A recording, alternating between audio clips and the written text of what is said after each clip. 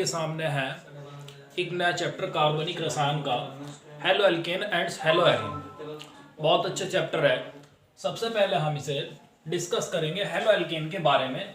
Halo alkane क्या होते हैं इससे पहले आपको जानना पड़ेगा एल्केन के बारे में। आपने 10वीं क्लास में पढ़ा होगा और 11वीं क्लास में भी पढ़ा होगा एल्केन का फॉर्मूला।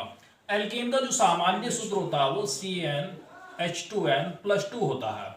यदि तुम इसमें n बराबर 1 रखते हो, यानी n का जो मान होता है इसमें वो 1 2 3 4 5 6 7 8 कुछ भी हो सकता है। यहाँ पर अगर तुम इसमें n बराबर 1 रखते हो तो एक कार्बन परमाणु वाला एल्केन का सूत्र तुम्हारे सामने आ जाएगा। रख के देखेंगे n बराबर 1 तो ये बन जाएगा C1H 2 कम 2 फिर +2, 2 की इसमें एक में मल्टीप्लाई करेंगे तो 2 2 और 2 4, तो ये बन जाएगा टोटल CH4। यानी ये कार्बन परमाणु वाला एल्केन है और इसे कहेंगे मेथेन।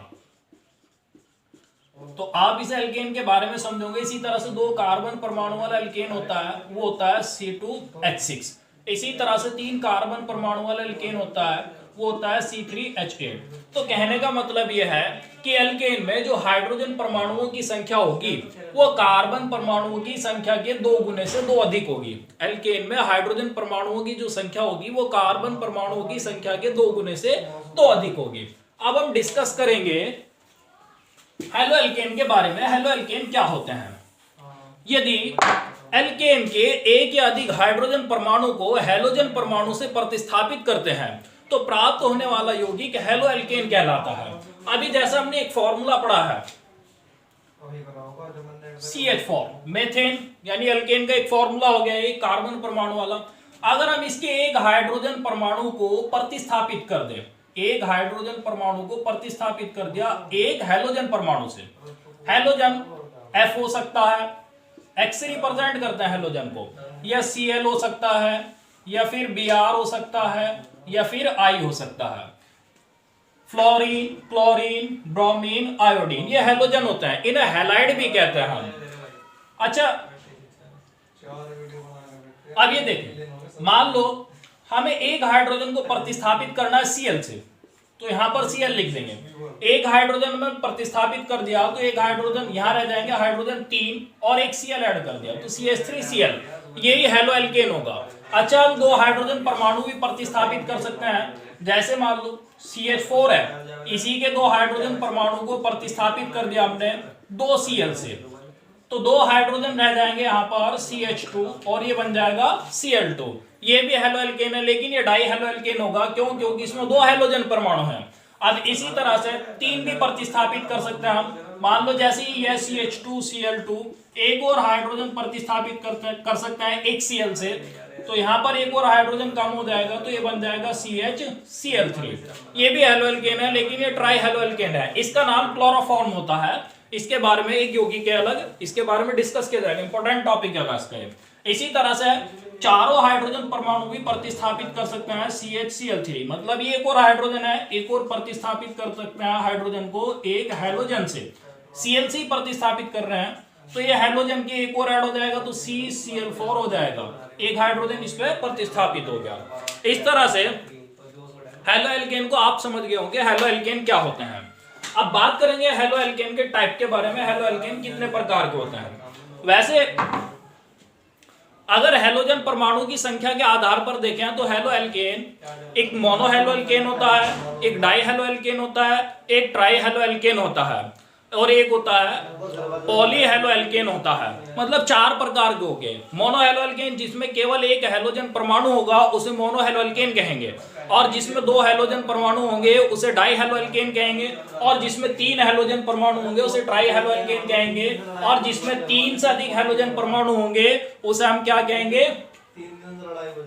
पॉली हेलो एल्केन कहेंगे, या पॉली हैलाइड भी कह सकते हैं, एल्किल हैलाइड भी कह सकते हैं। हेलो एल्केन को एल्किल हैलाइड भी कहते हैं, मोनो हेलो एल्केन को। अब ये देखिए, जैसे ये हो गया,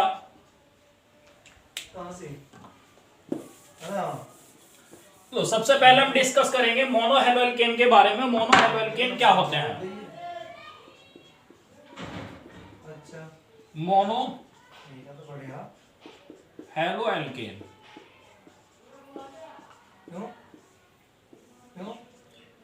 जैसा कि आप ये शब्द जानते हैं कि मोनो का अर्थ होता है केमिस्ट्री में एक, तो मोनो का मीन्स क्या होता है एक, डाई का मीन्स दो होता है, ट्राई का मीन्स तीन होता है, टेट्रा का मीन्स चार होता है, पेंटा का मीन्स पांच होता है। लेकिन यह मोनो है, मोनो हेलो मतलब एक हेलोजन परमाणु वाले एल्केन ही क्या कहलाएंगे, मोनो हेलो एल्केन कहलाएंगे। अब इसका ये फॉर्मूला होंगे जैसे CH3Cl, ये मोनो हेलो एल्केन है, इसे हम कहेंगे क्लोरोमेथेन। एक कार्बन परमाणु है, एक कार्बन परमाणु वाले एल्केन का नाम मेथेन होता है और ये हेलो के हिसाब से क्लोरो बन गया, ये इसका IUPAC नाम है। और एक बात ध्यान में रखनी है, मोनो हेलो एल्केन का जो सामान्य सूत्र होता है वो RX होता है, जहां R होता है एल्किल समूह और इसका जो फॉर्मूला होता है एल्किल समूह का CnH2n+1 होता है, मतलब एल्केन से एक हाइड्रोजन परमाणु कम होगा। ये समूह होता है एल्किल समूह, एल्किल समूह। और ये जो X होता है ये हैलाइड समूह होता है, इसे हैलोजन भी कहते हैं, हैलाइड भी कहते हैं, लेकिन इसे पढ़ने का तरीका अलग होगा। कोई से फॉर्मूले में हैलाइड पढ़ा जाएगा और तो कोई से फॉर्मूले में जब IUPAC नाम आएंगे तो हैलो के हिसाब से इनके नाम लिखे जाएंगे, जैसे क्लोरो, ब्रोमो, आयोडो। और इसी तरह से अगर एल्किल के साथ इनका नाम लिया जाएगा तो फिर हैलाइड पढ़े जाएंगे, ना कि क्लोरो, ब्रोमो, आयोडो पढ़े जाएंगे। अब ये देखिए R एल्किल समूह होता है, अगर तुम n बराबर 1 रखोगे तो एक कार्बन परमाणु वाला एल्किल समूह आएगा और वो आएगा CH3। और अगर तुम इसे n बराबर 2 रखोगे तो दो कार्बन परमाणु वाला एल्किल समूह आ जाएगा, वो होगा C2H5। इसमें CH3 को कहते हैं मेथिल, CH3 को मेथिल कहते हैं और C2H5 को कहते हैं हम एथिल, क्योंकि दो कार्बन परमाणु वाला जो मूल शब्द होता है वो एथ होता है और ये एल्किल समूह है तो इसमें एल जोड़ देंगे तो एथिल बन जाएगा। एक कार्बन परमाणु वाला जो मूल शब्द होता है मेथ होता है, उसमें एल जोड़ देंगे तो ये मेथिल बन जाएगा। तो इस तरह से ये समूह होते हैं, ये दो समूह बहुत इंपॉर्टेंट है, ज्यादातर यही यूज होते हैं इसमें। अब तो इसका नाम जो होगा एल्किल हैलाइड के हिसाब से वो बन जाएगा मेथिल क्लोराइड। ये CH3 तो नाम हो गया मेथिल का और ये जो Cl है ये नाम हो गया क्लोराइड का, हैलाइड है, तो इस तरह से नाम हो गया मेथिल क्लोराइड का। इसी तरह से एक और ले सकते हैं हम एग्जांपल C2H5Br। इसे हम क्या कहेंगे, ये जो समूह होता है अभी बताया मैंने एथिल समूह होता है, तो इसका नाम तो हो गया एथिल और इसका नाम हो गया ब्रोमाइड। अब मोनोहेलोएल्केन के भी प्रकार होते हैं। अब मोनोहेलोएल्केन के प्रकार के बारे में हम समझेंगे, मोनोहेलोएल्केन कितने प्रकार के होते हैं। मोनोहेलोएल्केन को कार्बन परमाणु की प्रकृति के आधार पर बांटा गया है कि मोनोहेलोएल्केन में जो हेलोजन परमाणु है वो प्राथमिक कार्बन परमाणु से भी जुड़ सकता है, द्वितीयक कार्बन परमाणु से भी जुड़ सकता है, तृतीयक कार्बन परमाणु से भी जुड़ सकता है। तो सबसे पहले हमें प्राथमिक, द्वितीयक और तृतीयक कार्बन परमाणु के बारे में जानना होगा। प्राथमिक कार्बन परमाणु कौन सा होता है, द्वितीयक कार्बन परमाणु कौन सा होता है और तृतीयक कार्बन परमाणु कौन सा होता है। तो इसके लिए हम एक स्ट्रक्चर बनाते हैं।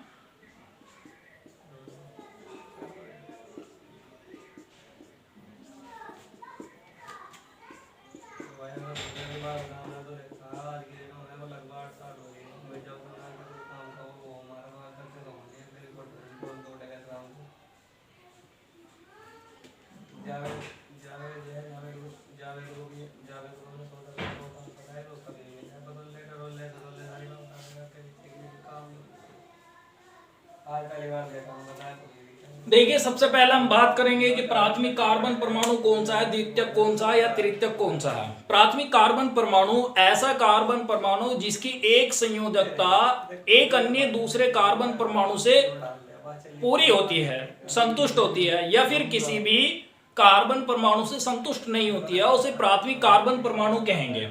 अब इसमें हमारे सामने जैसे ये वाला जो कार्बन परमाणु है प्राथमिक कार्बन परमाणु कहलाएगा और इसे 1 डिग्री से हम रिप्रेजेंट कर देंगे। क्यों? क्योंकि इसमें जो इसकी संयोजकता है एक, ये वाली जो संयोजकता इस कार्बन से संतुष्ट हो रही है, ठीक है, तो इसलिए प्राथमिक कार्बन परमाणु कहलाएगा। अब बात करेंगे द्वितीयक कार्बन परमाणु की। तो द्वितीयक कार्बन परमाणु वह कार्बन परमाणु होता है जिसकी एक संयोजकता, जिसकी दो संयोजकता दो अन्य कार्बन परमाणुओं से संतुष्ट होती है, उसे हम द्वितीयक कार्बन परमाणु कहते हैं। जैसे हमारे सामने ये एग्जांपल है। अब ये वाला जो कार्बन परमाणु है इसकी दो संयोजकता, एक तो ये वाली और एक ये वाली, इस कार्बन से और इस कार्बन से, यानी दो संयोजकता इसकी दो अन्य कार्बन परमाणु से संतुष्ट हो रही है, तो इसलिए द्वितीयक कार्बन परमाणु कहलाएगा। इसे 2 डिग्री से रिप्रेजेंट कर देंगे। इसी तरह से एक तृतीयक कार्बन परमाणु होता है जिसकी 3 संयोजकता 3 अन्य कार्बन परमाणुओं से संतुष्ट होती है, उसे तृतीयक कार्बन परमाणु कहते हैं। अब इसका एक एग्जांपल लेंगे।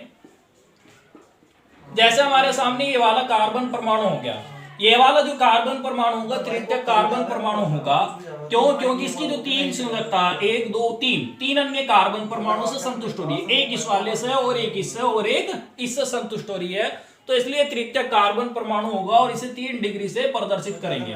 तो आप इन्हें समझ गए होंगे।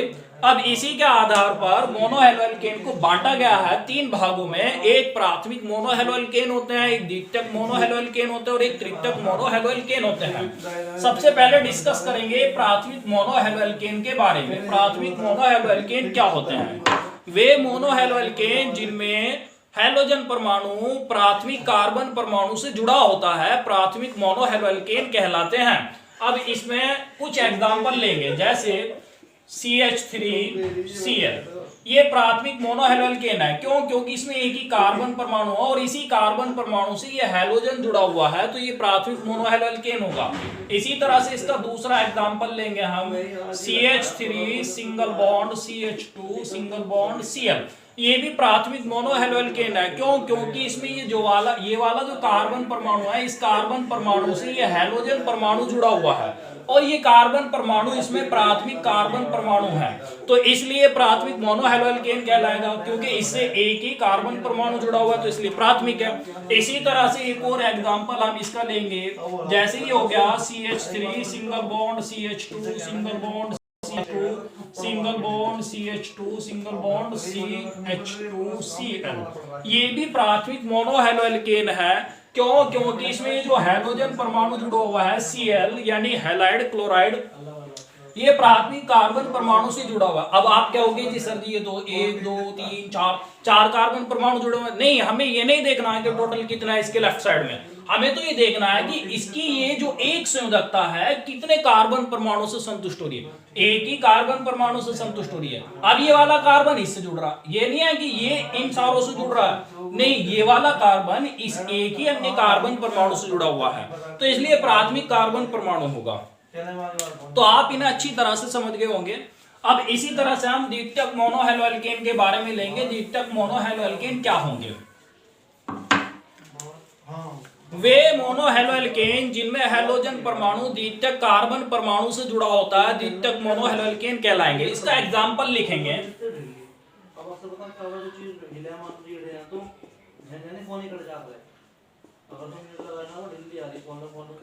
द्वितीयक मोनोहेलोएल्केन, इसका एग्जांपल होगा, मान लिया आपने 3 कार्बन परमाणु लिखे और इन्हें हमने सिंगल बॉन्ड से जोड़ दिया, क्योंकि एल्केन है, एल्केन में सिंगल बॉन्ड ही आता है, हेलो एल्केन है ना ये। अब इसमें ये वाला जो कार्बन परमाणु है द्वितीयक कार्बन परमाणु है। पता कैसे लगेगा कि इसकी दो संयोजकता, एक ये वाली और एक ये वाली, दो अन्य कार्बन परमाणुओं से संतुष्ट हो रही है, तो इसलिए द्वितीयक मोनोहेलोएल्केन है। अब यदि हैलोजन परमाणु द्वितीयक कार्बन परमाणु से जुड़ा हो तभी वे द्वितीयक मोनोहेलोएल्केन कहलाएंगे। तो हमें इससे हैलोजन परमाणु जोड़ देना, यानी X जोड़ देना। X की जगह यहाँ पर Br भी हो सकता है, या फिर Cl भी हो सकता है, या फिर I भी हो सकता है। इन तीनों में से कुछ भी हो सकता है। अब संयोजकता पूरी करें। कार्बन परमाणु की 4 संयोजकता होती है, इस कार्बन की एक ही हुई है संयोजकता पूरी करने के लिए। अब हाइड्रोजन कार्बन परमाणु की एक ही संयोजकता को पूरी करता है, तो इसलिए इस कार्बन परमाणु के साथ में 3 हाइड्रोजन जोड़ देंगे, क्योंकि 3 संयोजकता की कमी है। इसकी 1 2 3 पूरी हो गई, एक हाइड्रोजन की कमी है तो एक हाइड्रोजन जोड़ देंगे। इसकी 1 हो गई तो 3 संयोजकता की कमी है, तो यहाँ 3 हाइड्रोजन हम जोड़ देंगे। ये द्वितीयक मोनोहैलोअल्केन कहलाएगा। और अगर बात करेंगे इसके नाम की, तो नाम क्या लिखा जाएगा इसका? अब 3 कार्बन परमाणु, 1 2 3 कार्बन परमाणु वाले एल्किल समूह का नाम प्रोपिल होता है, लेकिन इसमें जो हैलोजन समूह जुड़ा हुआ वो द्वितीयक कार्बन परमाणु से जुड़ा हुआ है, तो हम इसे लिखेंगे द्वितीयक प्रोपिल। हैलाइड में किसका नाम है? ये आयोडाइड का, तो ये नाम बन जाए इसका द्वितीयक प्रोपिल आयोडाइड। ये हो गया द्वितीयक प्रोपिल आयोडाइड। हम इसे ऐसे भी रिप्रेजेंट कर सकते हैं, ये CH3 2 हो गए इसमें मेथिल समूह, CH3 single bond CH single bond CH3, और यहां I लिख सकता है। इन दोनों को हमने इस तरह से जोड़ दिया इस कार्बन परमाणु से, ऐसे भी हम इसे रिप्रेजेंट कर सकते हैं। इसी तरह से एक और एग्जांपल ले सकते हैं हम इसका, जैसे एग्जांपल हो गया तुम्हारा CH3 single bond CH single bond Br single bond CH2 single bond CH3। अब ये भी द्वितीयक मोनोहैलोअल्केन है, क्यों? क्योंकि इसमें जो कार्बन परमाणु है वो द्वितीयक कार्बन परमाणु, और द्वितीयक कार्बन परमाणु से ये हैलाइड समूह जुड़ा हुआ है, तो इसलिए क्या कहलाएगा? द्वितीयक मोनोहैलोअल्केन कहलाएगा। अच्छा, इसके नाम की बात करेंगे तो नाम क्या होगा इसका? कितने कार्बन परमाणु? 1 2 3 4 कार्बन परमाणु वाले एल्किल समूह का नाम ब्यूटिल होता है। तो सबसे पहले तो द्वितीयक है, तो द्वितीयक लिखा जाएगा, तो द्वितीयक। अभी बताया मैंने 4 कार्बन परमाणु वाले एल्किल समूह का नाम क्या होता है? ब्यूटिल, तो इसके बाद लिखेंगे ब्यूटिल, द्वितीयक ब्यूटिल। और ये Br होता है, इसका नाम होता है ब्रोमाइड, ये इसका नाम हो गया, सिंपल नाम है इनके, ना कि IUPAC नाम है। अब इसी तरह से तृतीयक मोनोहैलोअल्केन के बारे में पढ़ेंगे। तृतीयक मोनोहैलोअल्केन क्या होंगे?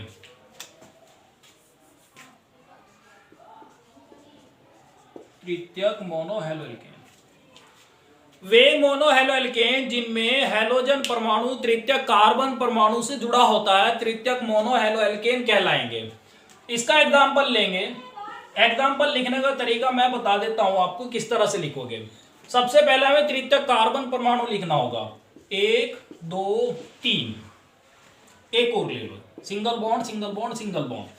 अब तुम देखोगे ये वाला जो कार्बन परमाणु है तृतीयक कार्बन परमाणु बन गया, क्यों? क्योंकि इसकी 3 संयोजकता 3 अन्य कार्बन परमाणुओं से संतुष्ट हो रही है, 1 2 3, तो इसलिए तृतीयक कार्बन परमाणु हो गया। अब इससे हमें क्या करना है? हैलोजन परमाणु जोड़ देना है, तो तृतीयक मोनोहैलोअल्केन बन जाएगा। अब संयोजकता पूरी करनी होगी, संयोजकता पूरी करने के लिए हाइड्रोजन जोड़ते हैं ज्यादातर, CH3 यहाँ CH3 यहाँ CH3 और 1 2 3 4, इसकी पूरी हो गई है, तो तृतीयक मोनोहैलोअल्केन हो गया। ये फॉर्मूला हो गया तृतीयक मोनोहैलोअल्केन का। अब यहाँ X की जगह तुम Br भी ले सकते हो, I भी ले सकते हो, Cl भी ले सकते हो, कोई सा भी हैलोजन परमाणु तुम ले सकते हो। Br लिया हमने यहाँ पर। अब बात करेंगे इसके IUPAC, इसके नाम की, साधारण नाम क्या होता है एल्किल हैलाइड के आधार पर इसका। तो ये कितने कार्बन परमाणु है? 1 2 3 4, 4 कार्बन परमाणु है। तो 4 कार्बन परमाणु वाले एल्किल समूह का नाम जो होता है वो ब्यूटिल होता है, लेकिन इसमें Br तृतीयक कार्बन परमाणु से जुड़ा हुआ है। या तो हम इसे लिखेंगे तृतीयक, या फिर हम इसे लिखेंगे 3 डिग्री, ऐसे भी लिख सकते हैं हम यहाँ 3 डिग्री तृतीयक या 3 डिग्री ब्यूटिल। ब्रोमाइड, ये इसका नाम होगा। आप इसे अच्छी तरह से समझ गए होंगे। आगे जो हम डिस्कस करेंगे नेक्स्ट वीडियो में, वो डिस्कस करेंगे मोनोहैलोअल्केन बनाने की विधि, और उससे पहले हम डिस्कस करेंगे कि मोनोहैलोअल्केन का IUPAC नाम किस तरह से लिखे जाते हैं, वो डिस्कस करेंगे, लेकिन वो मिलेगा आपको नेक्स्ट वीडियो में।